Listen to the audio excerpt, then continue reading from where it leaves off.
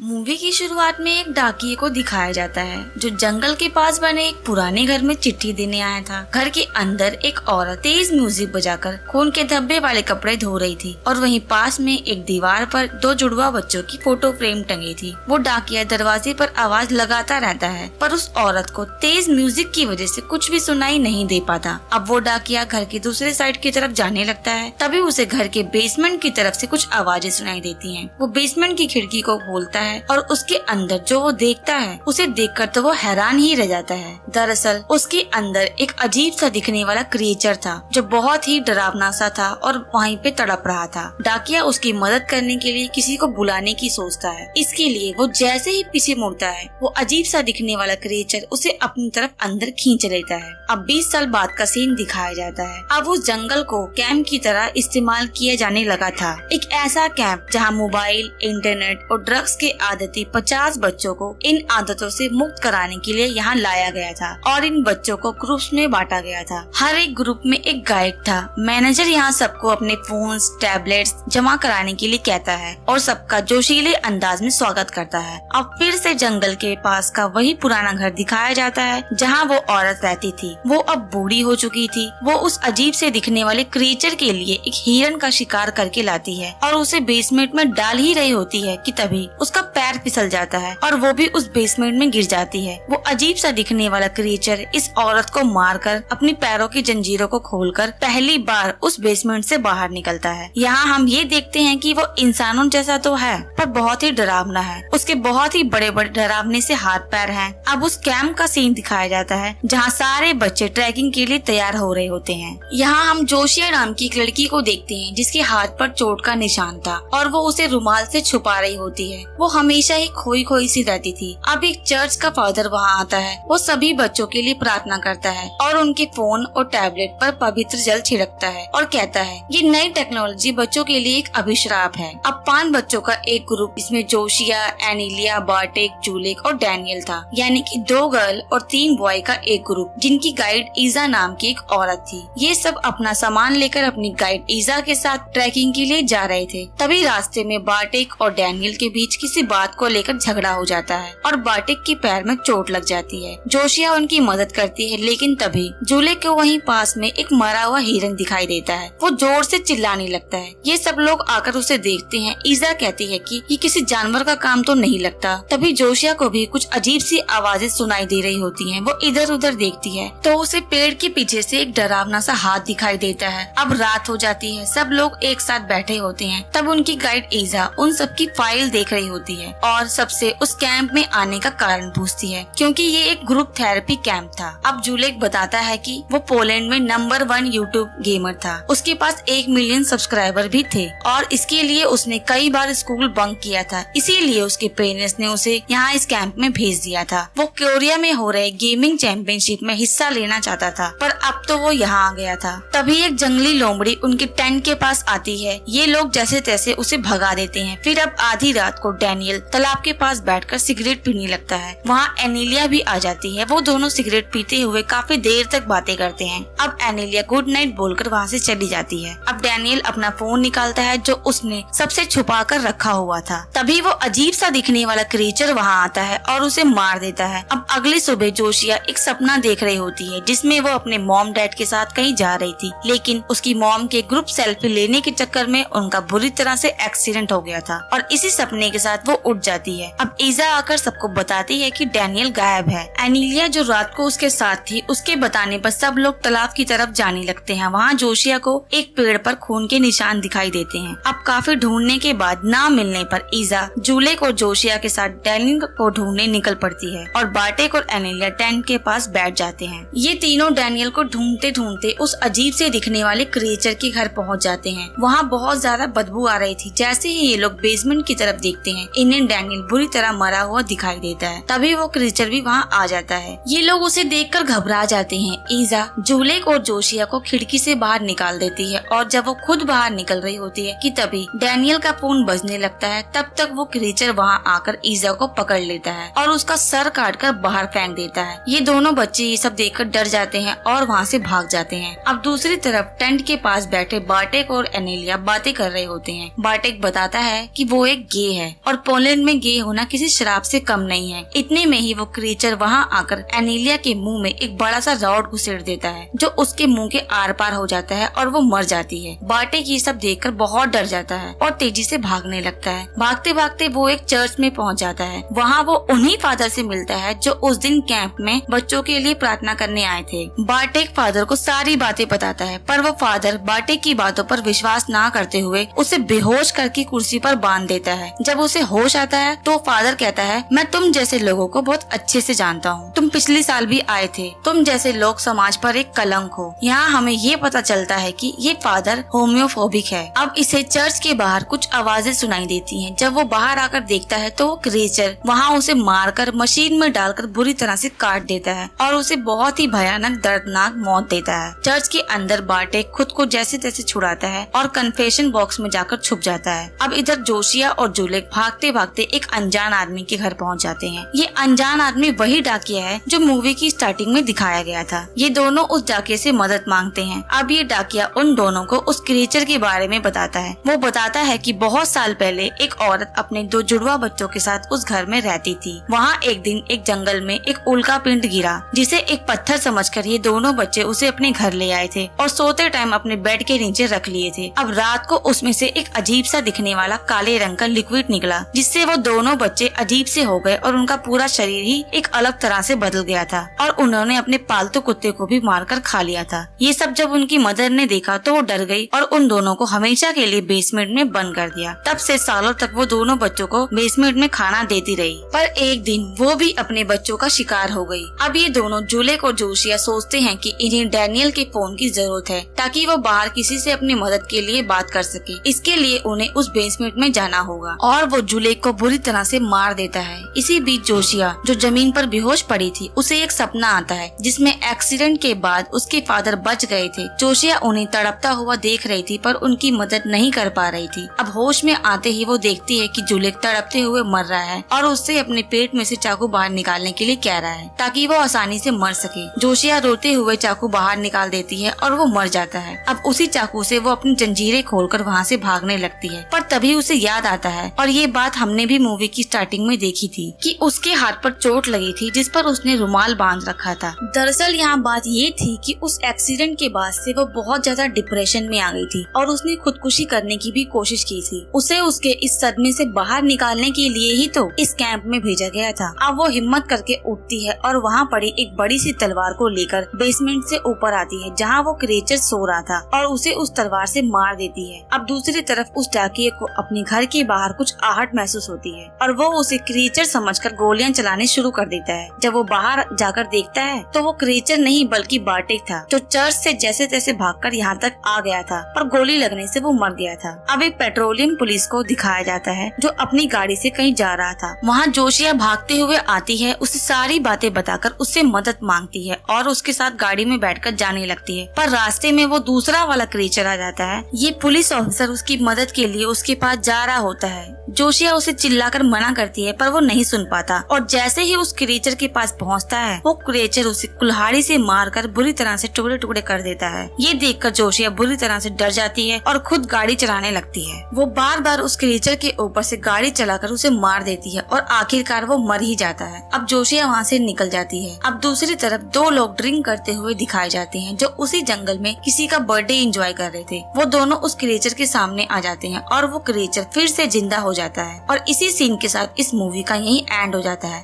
Thanks for watching. Thank you. अब आपको ये मूवी कैसी लगी कमेंट बॉक्स में हमें जरूर